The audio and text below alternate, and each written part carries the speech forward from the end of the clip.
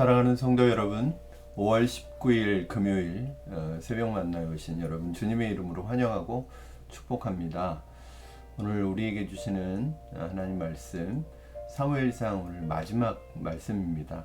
사무엘상 31장 1절에서 13절까지의 말씀 함께 보겠습니다. 사무엘상 31장 1절에서 13절입니다. 블레셋 사람들이 이스라엘을 침해 이스라엘 사람들이 블레셋 사람들 앞에서 도망하여 길보아 산에서 엎드러져 죽으니라.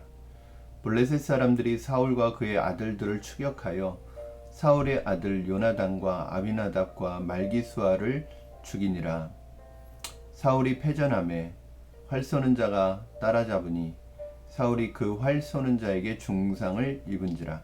그가 무기를 든 자에게 이르되 네 칼을 빼어 그것으로 나를 찌르라. 할례 받지 않은 자들이 와서 나를 찌르고 모욕할까 두려워하노라 하나 무기를 든 자가 심히 두려워하여 감히 행하지 아니하는지라. 이에 사울이 자기의 칼을 뽑아서 그 위에 엎드러지매 무기를 든 자가 사울이 죽음을 보고 자기도 자기 칼 위에 엎드러져 그와 함께 죽으니라.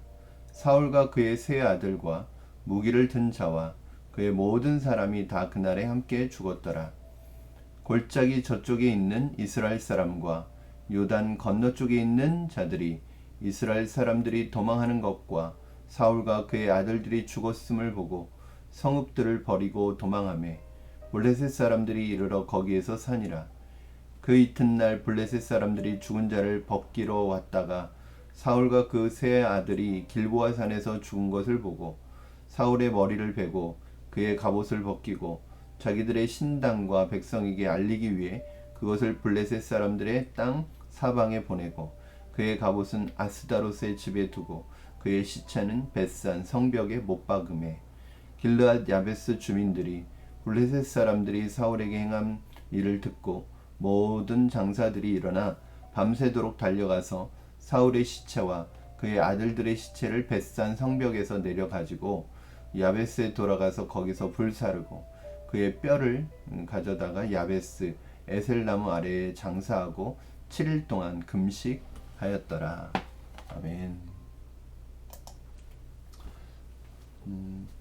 하나님께서 시편 말씀, 시편 1편 말씀을 통해서 우리에게 우리 인생의 길을 두 가지의 길로 말씀하셨습니다. 의인의 길과 악인의 길이 있다고 말하고 있습니다. 의인의 길은 어떤 길일까요?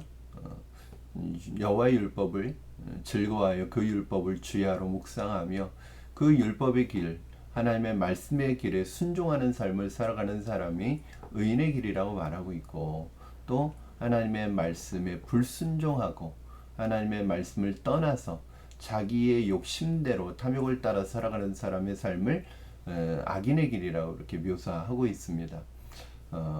어쨌든 우리에게 주어진 이 두 가지의 길을 우리는 선택하면서 살아가야 합니다. 문제는 사실은 그 길을 아는 것도 중요하지만 그 다음에 그 길을 선택하는 데 있어서 내가 어떤 길을 선택하고 순종하는가가 더 중요합니다. 그러기 위해서는 먼저 하나님이 기뻐하시는 길이 어떤 길인지 알아야 하고 하나님의 말씀을 알아야 하죠.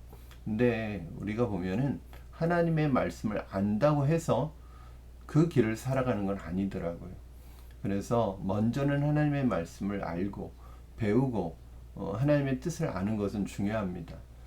그래야 하나님의 말씀에 순종할 수 있으니까요. 그러나 안다고 해서 그 길을 살아가는 건 아닙니다.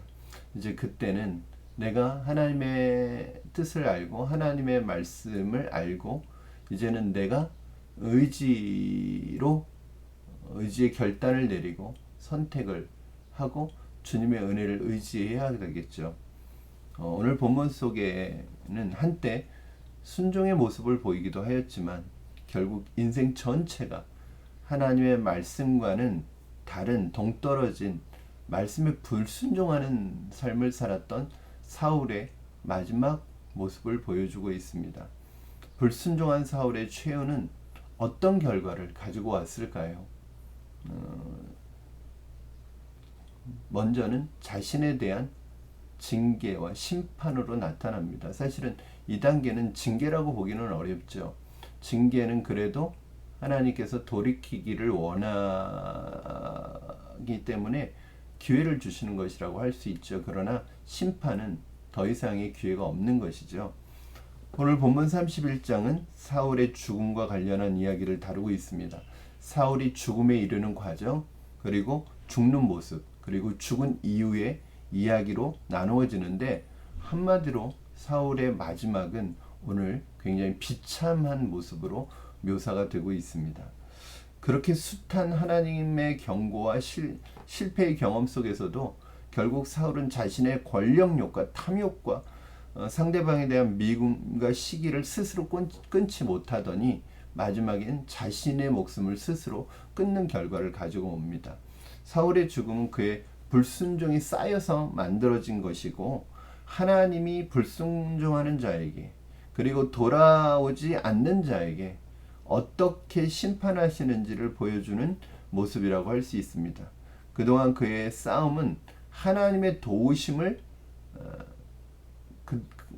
수많은 전쟁에서 싸웠던 그 싸움이 결국 하나님의 도우심이었다는 것을 알지 못했던 어리석은 사울의 모습을 보여주고 있습니다. 하나님의 도우심이 없는 인생, 자기 혼자만의 인생이 얼마나 고달프고 힘겨운 인생인지를 오늘 말씀은 우리에게 깨닫게 해줍니다. 이게 무슨 말인가 하면요, 여러분, 오늘 3절 말씀에 보면 사울이 패전하매라는 말이 나와요. 3절 보시면 사울이 패전하매.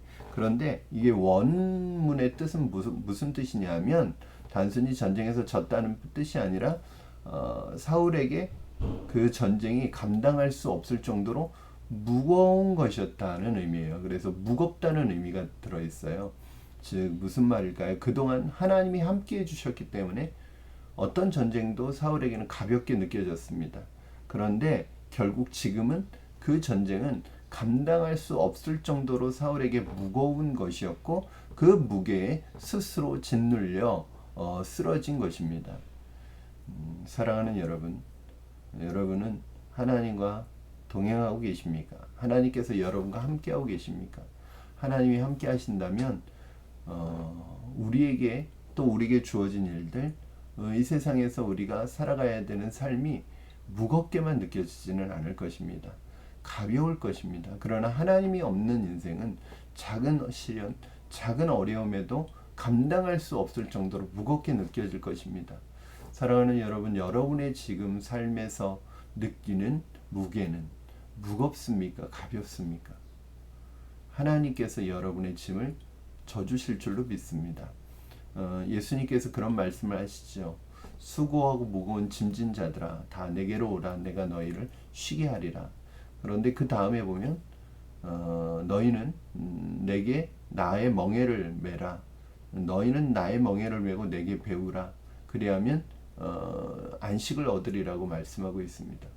예수님께서 우리와 함께 짊어지시는 멍에는 무겁지 않죠. 왜냐하면 예수님이 짊어지기 때문에 그렇습니다. 예수님이 같이 져주시기 때문에 그렇습니다. 오늘 사울은 인생의 가장 무거운 무게의 전쟁을 치루었고, 그 전쟁에서 그 전쟁이 주는 무게에 압사당하고 있습니다. 결국 사울의 불순종은 사울 자신의 파멸과 사울 자신의 멸망으로만 끝난 것이 아니라 더 가슴 아픈 것은 그의 가족들과 또 그의 백성들을 파멸로 또 심판으로 이어졌다는 사실입니다. 특히 여러분, 지도자의 순종이 왜 중요한가? 그의 순종과 불순종의 여부에 따라서 가족과 공동체 행복과 불행이 결정되기 때문입니다. 그래서 사실은 이 지도자가 얼마나 중요합니까, 여러분? 교회의 지도자 한 사람의 순종과 불순종에 따라서 그 공동체는 세워질 수도 있고 무너질 수도 있습니다. 가정에서 부모의 순종과 불순종에 따라서 자녀들이 무너질 수도 있고 세워질 수도 있습니다.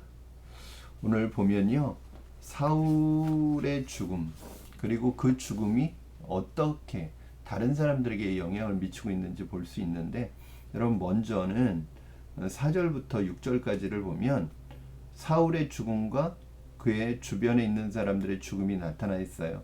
4절 마지막 절에 보면, 마지막 부분에 보면, 이에 사울이 자기의 칼을 뽑아서 그 위에 엎드러지매 사울이 자살을 하죠. 그랬더니 5절, 무기를 든 자가 사울의 죽음을 보고 자기도 칼 위에 엎드러져 그와 같이 죽어요. 그리고 6절 말씀에는 사울과 그의 세 아들과 무기를 든 자와 그의 모든 사람이 그날에 함께 죽었더라. 1절 말씀 보면 블레셋 사람들이 이스라엘을 침해 이스라엘 사람들이 블레셋 사람들 앞에서 도망하여 길보아 산에서 엎드러 죽으니라. 2절, 블레셋 사람들이 사울과 그의 아들들을 추격하여 사울의 아들 요나단, 아비나답, 말기수아를 죽이니라. 결국 사울로 인해서 저는 사울로 인해서 많은 사람들이 죽습니다. 사울의 아들들이 다 악한 사람은 아니었을 거예요. 그리고 이스라엘 백성들이 다 악한 사람은 아니었을 거예요. 그러나 지도자 한 사람의 불순종 때문에 이렇게 많은 사람들이 함께 그 불순종의 고통을 당하게 되는 것입니다. 마치 엄마와 태 속에 있는 아이가 탯줄로 연결되어 있어서 영향을 주는 것처럼 내게 맡겨진 사람들은 하나님의 영적인 상태에 영향을 받게 되어 있습니다. 요나단이라는 아들은 하나님을 삶의 우선순위에 두고 살았던 사람이지만 아버지 사울과 함께 전쟁에 나가서 패하면서 죽임을 당하게 됩니다. 또한 많은 백성이 죽음을 당합니다. 그들이 모두 악한 사람은 아니었을 거예요. 그러나 지도자의 불순종이 많은 사람들에게 죽음의 고통을 가져다 줍니다. 결국 아버지의 불순종이 자녀에게까지, 백성에게까지 영향을 미칩니다. 저는 여러분이 지도자로서, 가정의 파수꾼으로서 끼어 있기를 주님의 이름으로 축복합니다. 우리가 끼어 있어야 하고 주님 앞에 순종해야 되는 이유가 어디 있습니까? 바로 그 순종이 우리 자녀들에게 축복이 되고 우리 공동체에 축복이 되고 또 나의 불순종이 우리 자녀들에게 고통이 됩니다. 그런 면에서 여러분이 신앙을 삶으로 나타내시기를 바랍니다. 저도 그러기를 원하고 있습니다. 자녀들에게, 여러분에게 맡겨진 사람들에게 불순종의 심판이 아니라 순종의 축복을 줄 수 있는 여러분 되시기를 주님의 이름으로 축원합니다. 어쨌든 여러분은 파수꾼입니다. 여러분 한 사람이 아니라 여러분과 영적으로 연결되어 있는 사람들에게 영향을 미친다는 사실을 기억하시기 바랍니다.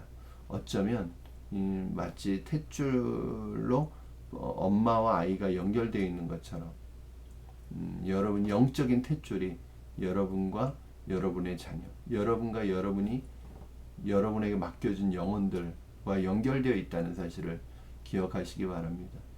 교사도 마찬가지겠죠. 교사의 영적인 상태가 그들에게 맡겨진 어린 영혼들과 연결되어 있다는 사실을 기억하시고 지도자가 된 여러분, 리더인 여러분, 누군가 가정에서 리더인, 부모로서의 리더인 여러분, 여러분에게 맡겨진 영혼이 있는 분들이라면 여러분이 늘 깨어서 기도하며 순종의 삶을 살아가는 여러분 되기를 주님의 이름으로 축원합니다. 이제 우리에게 주어진 삶의 길, 두 가지의 길 중에 여러분은 어떤 길을 선택하시겠습니까? 이것은 해도 되고 안 해도 되고의 문제가 아니라 우리가 한 길을 선택해야 되는데 의인의 길도 선택하고 악인의 길도 선택할 수 없습니다. 한 길을 선택해야 합니다. 여러분이 의인의 길, 순종의 길을 선택하시는 여러분 되기를 주님의 이름으로 축복합니다. 기도하겠습니다.